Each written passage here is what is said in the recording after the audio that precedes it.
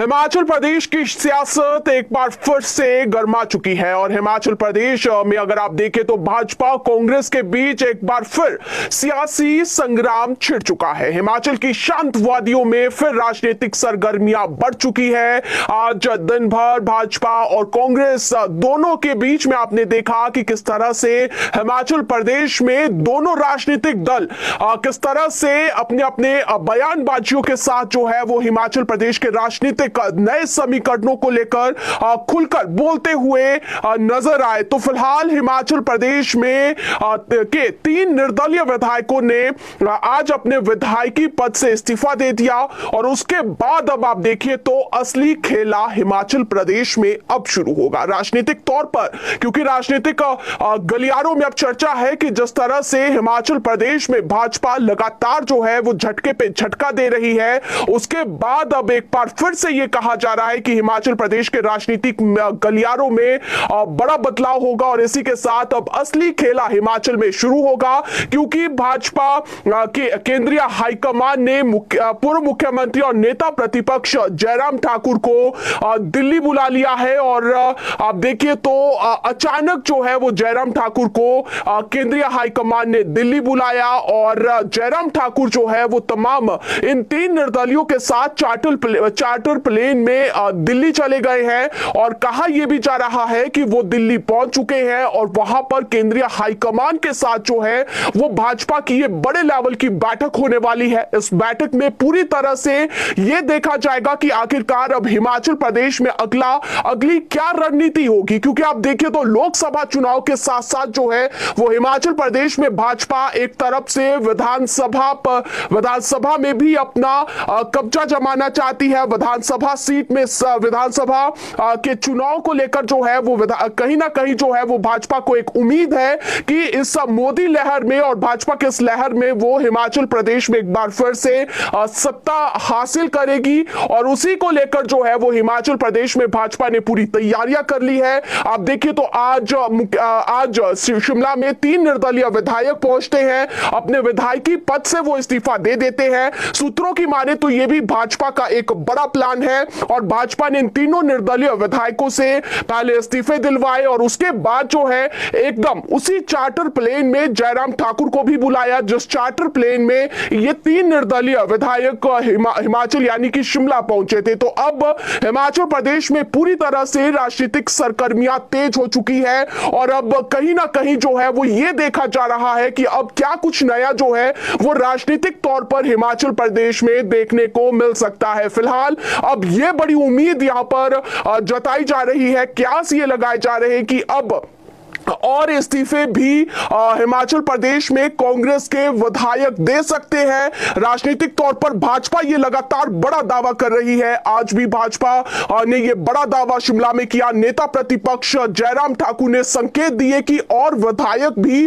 भाजपा में शामिल होंगे। तो ऐसे में बड़ा सवाल कि आखिरकार अब क्या बड़ा धमाका होने वाला है और क्या हिमाचल प्रदेश की राजनीतिक तौर पर जो है वो बड़े बदलाव होंगे। हालांकि आप देखिए तो जिस तरह से भाजपा में माफ कीजिएगा, जिस तरह से हिमाचल प्रदेश की राजनीतिक सरगर्मियों के बीच हिमाचल प्रदेश में भाजपा को लेकर जो है वो विधायक दल की बैठक ठीक 6 बजे शुरू हो चुकी है और हिमाचल प्रदेश में विधायक दल की बैठक में जहां पर सतपाल सिंह सत्ती और भाजपा के प्रदेशाध्यक्ष राजीव बिंदल यहां पर विधायक दल की बैठक ले रहे हैं, तो दूसरी तरफ से नेता प्रतिपक्ष जयराम ठाकुर दिल्ली चले गए हैं और अब भाजपा कि केंद्रीय हाईकमान ने पूरी तरह से इस पर फोकस करना शुरू कर दिया है हिमाचल प्रदेश की राजनीति पर और कहा यह जा रहा है कि अब केंद्रीय मंत्री अमित शाह ने इसकी कमान संभाल ली है और दिल्ली से केंद्रीय मंत्री अमित शाह अब हिमाचल प्रदेश में भाजपा कार्यकर्ताओं को, भाजपा के विधायकों को, भाजपा के तमाम सभी दिग्गज नेताओं को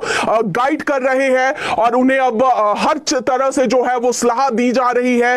इसके साथ ही तमाम सारी आप देखिए तो पूरी तरह से हिमाचल प्रदेश में, जहां पर एक तरफ से अमित शाह ने दिल्ली से कमान संभाली है, तो दूसरी तरफ से मुख्यमंत्री सुखविंदर सिंह सुक्खू ने अपनी सरकार को बचाने के लिए हिमाचल में कमान संभाल ली है। सीएम सुक्खू, प्रतिभा सिंह आज शिमला में एक साथ नजर आए और दोनों ने जिस तरह से भाजपा पर कई जुबानी हमले बोले, तो वहीं ये एक संकेत देने का संकेत भी दिया और ये भी बताया कि अभी भी हिमाचल प्रदेश में कांग्रेस सरकार मजबूत है, कांग्रेस के सभी कार्यकर्ता एकजुट है। और आप ये देखिए तो हिमाचल प्रदेश की राजनीति में ये बड़ा बदलाव आने वाले समय में हो सकता है। फिलहाल हिमाचल प्रदेश से नेता प्रतिपक्ष जयराम ठाकुर दिल्ली पहुंच चुके हैं और वहां पर केंद्रीय मंत्री अमित शाह के साथ उनकी बैठक होगी और इस बैठक में तमाम सभी बाकी जो विधायक है, आप देखिए तो 6 कांग्रेस के पूर्व बागी विधायक है, 3 निर्दलीय विधायक जिन्होंने आज इस्तीफा अपने पद से दे दिया है, उन सभी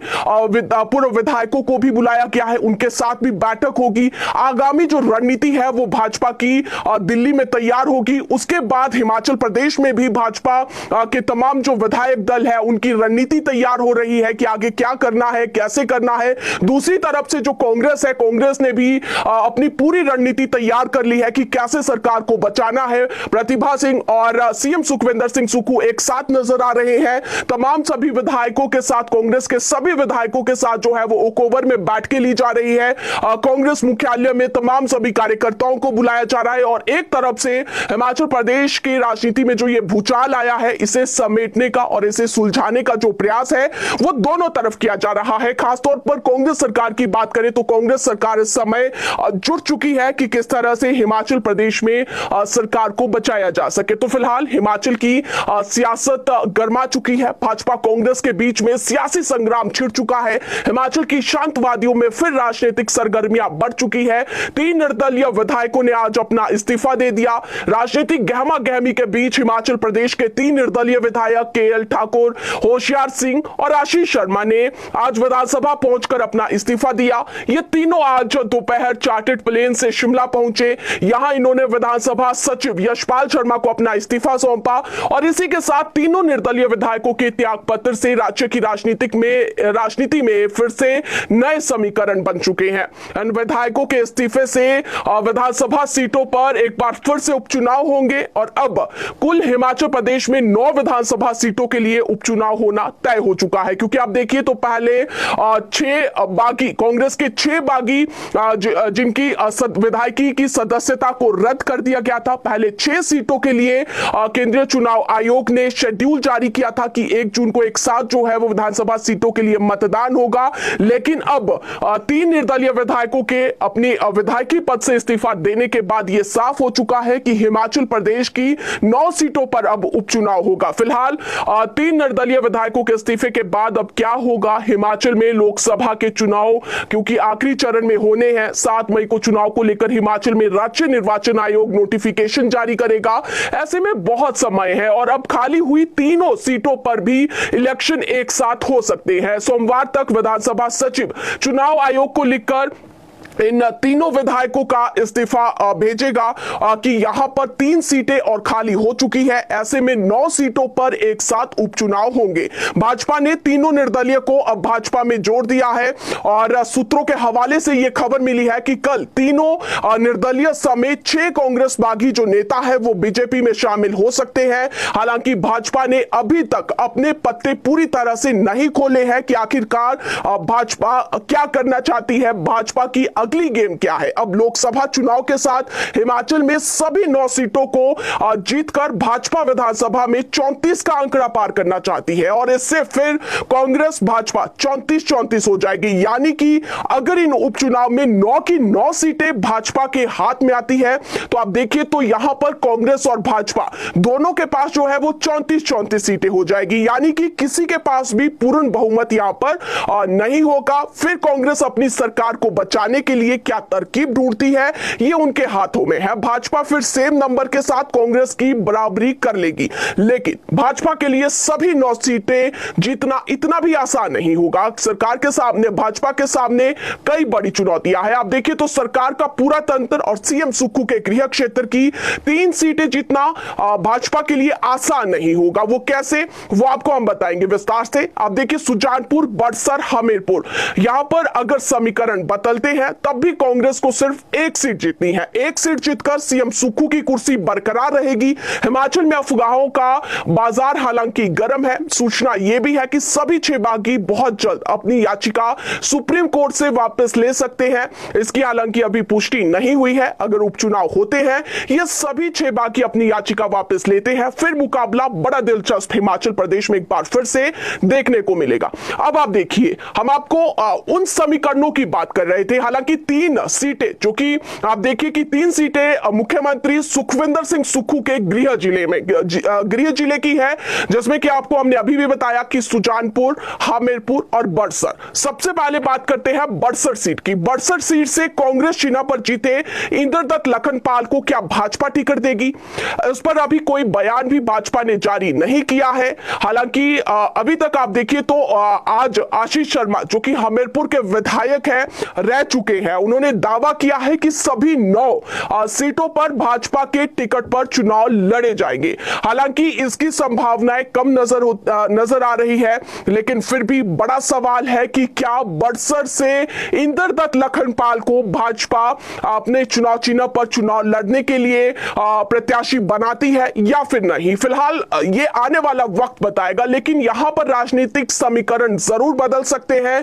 और हमीरपुर क्योंकि मुख्यमंत्री का गृह जिला है, तो इसलिए जो है वो यहां पर भाजपा के लिए अपना प्रत्याशी जिताना बड़ी चुनौतियों भरा रहेगा। कुटलैहड़ की बात करें तो कुटलैहड़ से लगातार 3 मर्तबा चुनाव जीते वीरेंद्र कंवर का टिकट क्या भाजपा काटकर कांग्रेस से बागी हुए देवेंद्र भूटो को देगी? वहीं दूसरा सवाल, ये पिछली भाजपा सरकार में मंत्री भी रहे हैं, ऐसे में भाजपा कुटलैहड़ से वीरेंद्र कंवर का टिकट किस तरह से काटती है? क्या भाजपा के लिए आसान होता है? क्या वीरेंद्र कंवर के जो समर्थक हैं वो कांग्रेस से आए देवेंद्र भूटो को उतना ही समर्थन देती है जितना कि वीरेंद्र कंवर को दिया? एक ये यहां पर बड़ा सवाल बन चुका है, क्योंकि आपको बता दें तो, क्योंकि हम आपको बता रहे कुटलैहड़ एक ऐसी सीट है जहां पर लगातार जो है वो भाजपा जीत कर आ रही थी, लेकिन एक लंबे समय के बाद जो है वो कांग्रेस के प्रत्याशी यहां पर कांग्रेस के प्रत्याशी देवेंद्र भूटो ने यहां पर कांग्रेस का खाता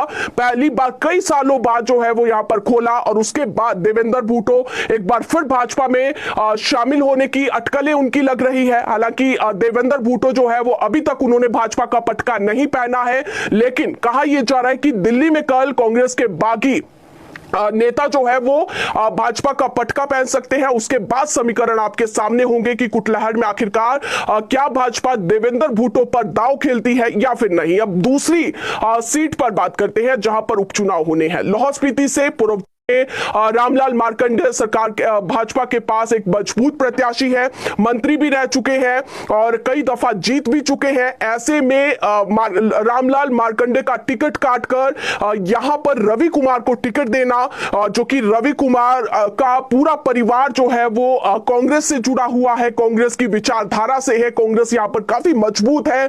तो ऐसे में ये बहुत सारे समीकरण हैं जहां पर भाजपा के सामने चुनौतियां भी है कि किस तरह से अपने जो पूर्व विधायक है उनका टिकट काटकर अब कांग्रेस से बागी हुए नेताओं को टिकट देना है। तो बड़ी चुनौती है, देखना होगा लाहौल स्पीति से रामलाल मार्कंडे की जगह भाजपा जो है वो क्या रवि कुमार को टिकट देती है या फिर नहीं। इसी के साथ बात करते हैं हमीरपुर से आशीष शर्मा का टिकट फाइनल माना जा रहा है, लेकिन वहां पर भी जयराम सरकार में भाजपा के विधायक नरेंद्र ठाकुर चुनाव जीते थे। इसी तरह सुजानपुर की बात करें तो सुजानपुर से राजेंद्र राणा के टिकट पर भी अभी भाजपा ने अपने पत्ते नहीं खोले हैं।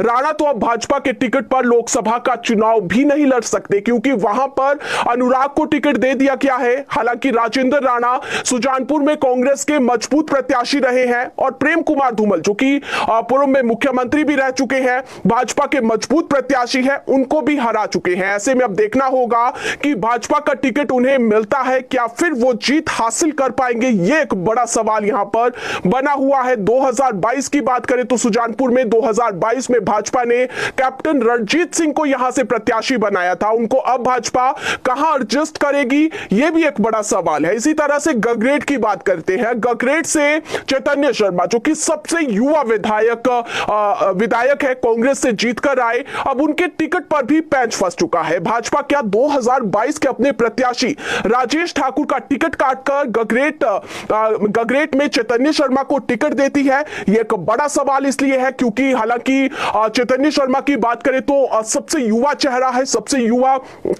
विधायक जो है वो इस बार विधानसभा में चुनकर पहुंचे थे और यहां पर जो है वो लगातार चैतन्य शर्मा को लेकर यह भी कहा जाता है कि चैतन्य शर्मा की गगरेट विधानसभा क्षेत्र में काफी अच्छी जो पहुंच है और समर्थक भी बहुत ज्यादा है। लेकिन सवाल यही है क्योंकि भाजपा के गगरेट से भाजपा के प्रत्याशी और पूर्व विधायक राजेश ठाकुर एक मजबूत भाजपा के कार्यकर्ता है और इसी के साथ 2017 में भाजपा से वो चुनाव जीत भी चुके हैं। तो ऐसे में बड़ा सवाल है कि क्या भाजपा यहां से अपने पूर्व प्रत्याशी पूर्व विधायक राजेश ठाकुर का टिकट काटकर चैतन्य शर्मा को देती है या फिर क्या समाधान जो है वो भाजपा यहां पर निकालती है। इसी तरह धर्मशाला सीट की बात करें तो धर्मशाला सीट पर सबसे बड़ा पैंच इस समय फंसा हुआ है। कांग्रेस के बागी निष्कासित विधायक सुधीर शर्मा यहां से आते हैं, ये एक बड़ा नाम है और अब कांग्रेस से बागी हो चुके हैं सुधीर शर्मा और कांग्रेस के कार्यकर्ता कहे हम या फिर ये कहे कि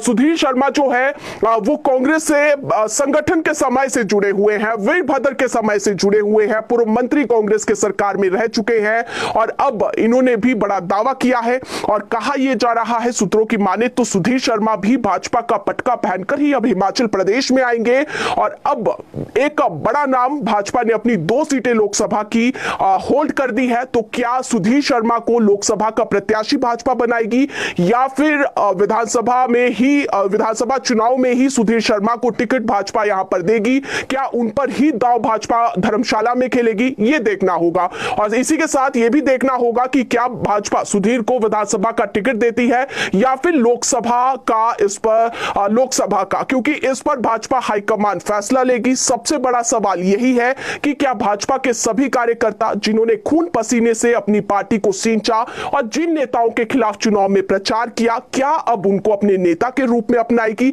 यह सबसे बड़ा सवाल है और इसका पता चुनावी रिजल्ट के बाद पता चलेगा क्योंकि आप देखिए तो 6 कांग्रेस के बागी विधायक अब उनको भाजपा के चुनाव चिन्ह पर उपचुनाव में उतारना भाजपा के लिए भी उतना आसान नहीं है और इसी के साथ उन निर्दलियों के साथ ही जो है वो कांग्रेस के बागी नेताओं का भी दूसरी बार चुनावी मैदान में उतरना बहुत सारी चुनौतियां हैं। जनता से वोट लेना है और जनता के उसी विश्वास को दूसरी बार जीतना है। बहुत सारी चुनौतियां सभी विधायकों के सामने, पूर्व विधायकों के सामने भी रहेगी जो कि चुनावी मैदान में उतरेंगे और इसी के साथ भाजपा और कांग्रेस इन दोनों राजनीतिक दलों के लिए अब एक बड़ी चुनौती है और इस चुनौती को कैसे पार करते हैं वो फिलहाल अब आने वाला वक्त बताएगा। फिलहाल हम आपको बताते हैं कि इस्तीफे के बाद निर्दलीय विधायकों ने आज शिमला में क्या कहा। नालागढ़ के विधायक के ठाकुर ने कहा कि अपनी स्वेच्छा से वे इस्तीफा दिया है और आजाद उम्मीदवार होने के बाद भी जनता ने उन्हें जिताया है, लेकिन कांग्रेस की सरकार में काम नहीं हो रहे थे। जनता सवाल पूछ रही थी, पहले से ही बीजेपी की विचारधारा का हूं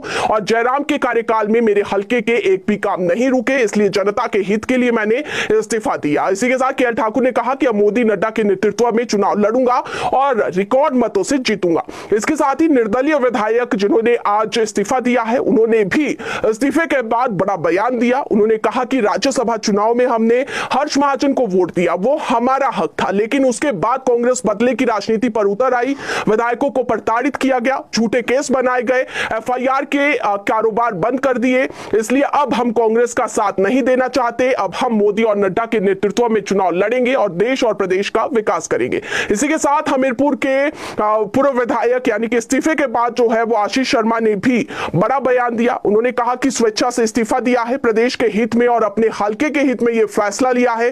प्रदेश में अस्थिरता का माहौल है, राजनीति का स्तर गिर गया है और इसी के साथ उन्होंने ये कहा कि विधायकों और उनके परिवारों के लोगों पर सरकार झूठी एफआईआर करवा रही है। 14 महीने से प्रदेश का विकास रुका हुआ है, युवा सड़कों पर है, मुख्यमंत्री के हलके में भी 14 महीने से कोई कार्य नहीं हुआ है। उन्होंने कहा कि हमारा सौभाग्य है कि हम भाजपा के साथ जुड़े, मोदी के नेतृत्व में पूरा देश आगे बढ़ रहा है। तीनों निर्दलीय और 6 कांग्रेस के बाकी जल्द भाजपा के टिकट पर चुनाव लड़ेंगे। तो ये वो 3 निर्दलीय विधायक है जिन्होंने इस्तीफे के बाद आज अपना बड़ा बयान दिया है। वो बयान हमने आपको विस्तार से सुनाया। अब बात करते हैं सीएम सुक्खू और प्रतिभा सिंह। आज सीएम सुक्खू और प्रतिभा सिंह शिमला में एक साथ नजर आए, क्योंकि आप देखिए तो कई दिनों से प्रतिभा सिंह के कई बयान सामने आ रहे थे और लगातार जो है वो प्रतिभा सिंह की नाराजगी भी सामने नजर आ रही थी। लेकिन आज सीएम सुक्खू और प्रतिभा सिंह ने संयुक्त पत्रकार वार्ता की और इस दौरान सीएम सुक्खू ने बड़ा बयान दिया और कहा कि कांग्रेस के सभी अकाउंट फ्रीज कर दिए गए, ये लोकतंत्र की हत्या है। सीएम सुक्खू ने कहा कि कांग्रेस पूरे देश में सबसे बड़ा विपक्षी दल है,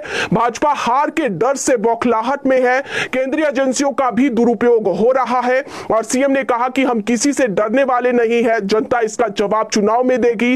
प्रतिभा सिंह ने भी बड़ा बयान दिया। उन्होंने कहा कि मैंने कभी नहीं कहा कि सुक्खू काम नहीं करते। उन्होंने लोकसभा चुनाव पर कहा कि यह मेरा व्यक्तिगत फैसला है। हालांकि 2 दिन पहले अगर आप देखें तो प्रतिभा सिंह ने कहा था कि इनके कार्यकर्ता हताश व निराश है, कोई वर्कर काम नहीं करना चाहता। इसका जवाब प्रतिभा ने आज प्रेस कॉन्फ्रेंस में पूर्ण रूप से नहीं दिया जब मीडिया ने उनसे कई सवाल पूछे। हालांकि मंडी से कांग्रेस लोकसभा प्रत्याशी पर सीएम सुक्खू ने आज बड़े संकेत दिए और कहा कि दिल्ली में प्रतिभा सिंह ने मेरे सामने पारिवारिक कारणों के चलते हाईकमान को खुद चुनाव न लड़ने से मना किया था।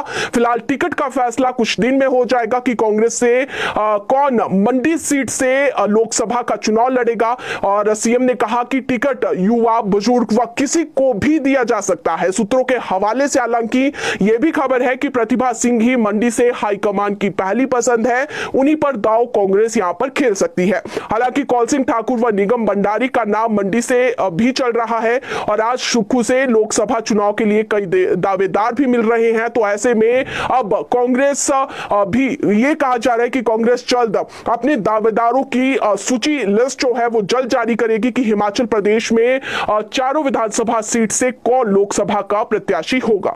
फिलहाल अगली खबर की बात करें तो बड़सर के पूर्व विधायक इंद्रदत्त लखनपाल को आज नोटिस जारी हुआ है। हिमाचल में सियासी तूफान के बीच कांग्रेस के एक बागी पर सिकंजा कसा गया है। बड़सर से कांग्रेस के बागी इंद्रदत्त लखनपाल को नगर निगम शिमला की ओर से नोटिस जारी किया गया है और 23 मार्च को व्यक्तिगत रूप से पेश होने को नगर निगम ने इंद्रदत्त लखनपाल को कहा है। विधायक के ऊपर अवैध निर्माण के आरोप है, 88 स्क्वायर मीटर पर अवैध निर्माण करने का आरोप है। 2015 का यह मामला बताया जा रहा है और 2024 में नगर निगम से फ्लोरिंग की इन्होंने परमिशन ली थी। फ्लोरिंग की परमिशन की आड़ में अवैध निर्माण के आरोप लगाए गए हैं। नोटिस में स्पष्ट लिखा गया है कि अगर वो व्यक्तिगत रूप से पेश नहीं होते हैं तो एक तरफा फैसला लिया जाएगा। इसी बीच नोटिस जारी होने के बाद बागी इंद्रदत्त लखनपाल की प्रतिक्रिया भी सामने आई है। उन्होंने अपने सोशल मीडिया पोस्ट में लिखा है कि मेरा घर तो लोगों के दिलों में है, पर खैर दिल भी तोड़ ही दिया अपने। साथ ही उन्होंने यह भी लिखा कि बहुत चीजें ऐसे बोल सकता हूं जो शायद मुख्यमंत्री जी को भीतर तक चुभ जाए। पार्टी में रहा हूं, बहुत कुछ जानता हूं, मगर कृत्यधन हूं। उन्होंने इसके साथ ही अगली खबर की फिलहाल बात करते हैं तो शिक्षकों के विदेश घूमने पर अब 600 करोड़ रुपए खर्च होंगे। नए वित्तीय वर्ष में 200 शिक्षकों को विदेश जाने का एक और मौका दिया जाएगा। शॉर्टलिस्ट इन शिक्षकों को मेरिट के आधार पर किया जाएगा। हालांकि अभी 100 शिक्षकों को सिंगापुर भेजा गया है। 4 अप्रैल को 100 और शिक्षकों को भेजा जाएगा और दौरे के दौरान शिक्षक विदेशी शिक्षा के बारे में जानेंगे। हिमाचल में सरकारी शिक्षा व्यवस्था को सुधारा जाएगा और हर साल केंद्र सरकार समग्र शिक्षा विभाग को 600 करोड़ का बजट देगी। इस बजट का प्रयोग हिमाचल प्रदेश के सरकारी स्कूलों के शिक्षकों को विदेश घुमाने के लिए किया जाएगा। अगली खबर की बात करें तो एनटीटी के 60 करोड़ का बजट जेबीटी वेतन पर इस साल खर्च किया गया है। समग्र शिक्षा विभाग ने सरकार का करोड़ों का बजट बचाया है और केंद्र से आए बजट का यूटिलाइज किया गया है। लगभग 35,000 शिक्षकों के वेतन की अदायगी समग्र शिक्षा विभाग से की गई है। पहली बार एनटीटी के बजट का इस तरह का यूटिलाइज किया गया है। केंद्र हर साल प्री नर्सरी के लिए करोड़ों का बजट हिमाचल सरकार को भी देती है और आर्थिक संकट के बीच केंद्र सरकार से आए इस बजट का काफी लाभ हिमाचल को मिला है। इसी इसी तरह से अगली खबर की बात करें तो मंडी कटोला बचोरा राज्य मार्ग पर आज जीप दुर्घटनाग्रस्त हुई है। मंडी कटोला बचोरा राज्य मार्ग पर आज सुबह टिहरी के समीप मरोकी नाला में एक जीप अनियंत्रित होकर गहरी खाई में जा गिरी। हादसे में 2 लोगों की मौके पर ही मौत की सूचना है। जीप पंजाब नंबर की बताई जा रही है। हादसा उस वक्त हुआ जब जीप में सवार लोग कुल्लू की ओर से मंडी आ रहे थे। कटोला से 6 किलोमीटर दूर ये हादसा हुआ है और जीप करीब 500 मीटर गहरी खाई में जा गिरी। हादसे की सूचना मिलते ही कमान पुलिस की टीम मौके पर पहुंची। शवों को कड़ी मशक्कत के बाद खाई से बाहर निकाला गया और स्थानीय लोगों ने रेस्क्यू में पुलिस की मदद की। हादसे का शिकार हुई जीप पंजाब से खोया पनीर छोड़ने कुल्लू मनाली गई थी। अगली खबर की बात करें तो 3 युवकों से चिट्टा बरामद आज किया गया है। पुलिस ने बंगाणा व मैडी में अलग 3 युवकों से चिट्टा बरामद किया है। इन युवकों के खिलाफ मामला दर्ज कर उन्हें हिरासत में लिया गया है और पूछताछ जारी है। थाना बंगाणा के तहत बोल में पुलिस ने चिट्टे रखने के आरोप में हमीरपुर के 2 युवक गिरफ्तार किए हैं। आरोपी की पहचान रजत संख्यान व विवेक निवासी बड़सर जिला हमीरपुर के रूप में हुई है। पुलिस ने दोनों के खिलाफ मामला दर्ज कर आगामी जांच शुरू कर दी है। इसी के साथ मंडी में दर्दनाक सड़क हादसा हुआ है। जिला मंडी में आज सुबह एक दर्दनाक सड़क हादसा सामने आया है। मंडी कटोला बचोरा राज्य मार्ग पर टिहरी के समीप मरोकी नाला में एक जीप अनियंत्रित होकर खाई में जा गिरी और हादसे का शिकार हुई जीप पंजाब से खोया पनीर छोड़ने कुल्लू मनाली गई थी। इस हादसे में 3 लोगों की जान चली गई है और एक गंभीर रूप से घायल है। हादसे में जान गंवाने वाले तीनों लोग पंजाब के रहने वाले बताए जा रहे हैं। हादसा सुबह करीब 4 बजे पेश आया और जीप सड़क से लुढ़कती हुई करीब 500 मीटर गहरी खाई में जा गिरी। हादसे की सूचना मिलते ही स्थानीय लोग घटनास्थल पर पहुंचे और लोगों ने बचाव कार्य शुरू किया। फिलहाल 3 लोगों की मौके पर मौत हो चुकी थी जबकि एक गंभीर रूप से घायल था। इसी तरह से अनियंत्रित होकर नादौन में गाड़ी गिरी है। उपमंडल नादौन के तहत आने वाले जोल सप्पर क्षेत्र में एक कार अनियंत्रित होकर सड़क से नीचे जा गिरी। हादसे में करीब 6 लोगों को चोटें आई है।